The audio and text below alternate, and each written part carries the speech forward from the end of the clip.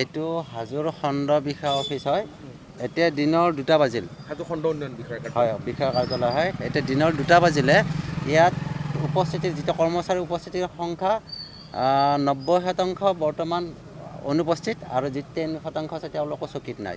গতিকে আমি চাব আহিলোঁ আৰু কাম কৰিব আহিছে বহুত মানে এওঁলোকৰো আহিছিলে কাম আছিলে, কামবিলাক অফিচাৰবিলাক নাথাকিলে কাম কেনেকৈ হ'ব। তেনেকৈ বহু মানুহ ফিৰি গৈছে। আজি বুলি নহয়, তেওঁলোকৰ গাফিলতি আমি শুনিব পাইছোঁ। প্ৰত্যেক দিনাই ইয়াৰে 80% প্ৰায় দেৰিকৈ আহে বা কিছুমান নাহে। কেনেকৈ তেওঁলোকে মেইনটেইন কৰি আছে তেওঁলোকে জানে। নতুন যিজন আমাৰ বিষয়া খণ্ড উন্নয়ন বিষয়া তেখেতৰ দিনৰ পৰাই এনেকুৱা হৈ আহিছে। বিভিন্ন অজুহাত দেখাই তেখেতসকলে। হয়, ইয়াৰ মাতিছে আয়ুক্তৰ অফিচত মিটিং আছে। আজিও তেনেকৈ তেওঁলোকে এটা আমাক চিএমৰ প্ৰগ্ৰেম থকা বুলি কৈছে। বাৰু প্ৰগ্ৰেম আছে, গোটেইকেইজনতো তেওঁলোক প্ৰেজেণ্ট, গোটেইকেইজনতো নাযায়। 2এজনতো তেওঁলোকৰ 80% বৰ্তমান নাই। আপোনালোকে চাওক ভালদৰে, প্ৰত্যেক এজনো নাই। এইজন ইঞ্জিনিয়াৰ যিজন কাষত থাকে তেওঁতোতো সদায় 12টাত আমি অভিযোগ পাইছোঁ। সেই হিচাপত আজি চাব আহিছোঁ। গতিকে তেওঁ আজিও সঁচাকৈ ৰাইজৰ কথাই সঁচা অফিচটো দেখিলে এনেকুৱা লাগে যে আজি বন্ধৰ দিন নেকি? সেনেকুৱা লাগিছে আজি যেন ৰবিবাৰ বন্ধ দিন, কোনোবা চৰকাৰী বন্ধ দিন তেনেকুৱা লাগিছে। ইয়াত কোনো আপোনাক নিজে কেমেৰা ঘূৰাই দিব, দেখিব তাত তেওঁলোকে দৰমহাটো পায়। বাকী ৰাইজৰ পিঠি পেলাই দিছে। কি কাম হয়, নিশ্চয় কৰ্মত ফাঁকি দিছে। চৰকাৰে ইয়াৰ উচিত দায়িত্ব লওক, আইনীভাৱে ব্যৱস্থা গ্ৰহণ কৰক আৰু ৰাইজৰ কাম হ'ব লাগে। নিশ্চয় হৈছে, কাৰণ আজি মোৰ লগৰে 2জনমান আহিছিলে, কাম কৰিব নোৱাৰিলে, তেওঁলোক উভতি গৈছে। কাৰণ এদিন ফিৰি উভতি যোৱা মানে তেওঁৰ আকৌ এদিন আহিব লাগিল।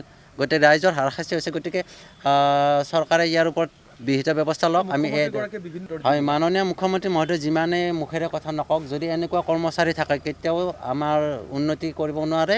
কাম এনেকুৱা হ'ব, লেহেমীয়া গতিত হৈ থাকিব।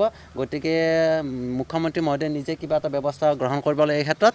গতিকে আমিও আশা ৰাখিছোঁ ৰাইজৰ কাম হওক আৰু এনেকুৱা অফিচাৰ বা এনেকুৱা কৰ্মচাৰীৰ ওপৰত বিহিত ব্যৱস্থা লওক, এই আমাৰ দাবী।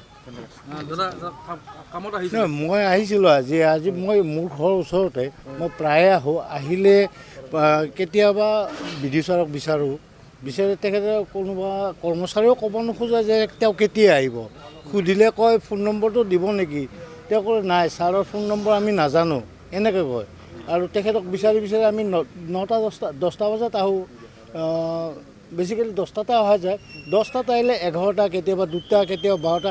তাৰপিছত 12টা বজাত শুনা পাওঁ যে ছাৰ আজি নাহে, কিন্তু ৰিজনটো আমি গম নাপাওঁ। কিন্তু এনেকৈ আহি আমি খুব খুব কষ্টৰ এটা সন্মুখীন হৈছোঁ।